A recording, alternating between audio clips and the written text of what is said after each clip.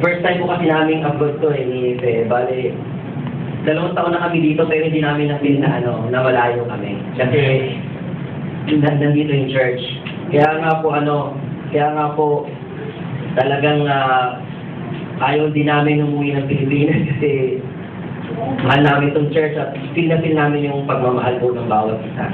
Salamat po sa mga pastors, sa leaders at sa mga members. Sa lahat sa inyo po lahat, salamat po ng marami sa effort na binigay niyo po at saka sa love, dahil feel na feel po namin yung love na.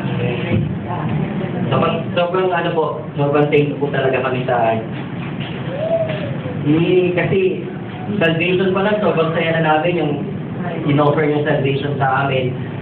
Sobrang saya na namin. Tapos ito parang bonus na lang po sa amin ito na ganito. Salamat po talaga sa inyo lahat.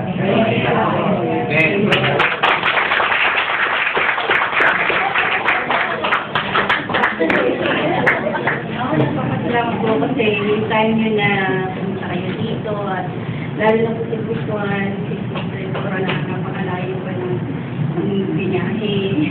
Thank you po. Kaya, sa bahay pa lang pa yung kinukontrata niya na ako. Salamat po talaga sa inyo.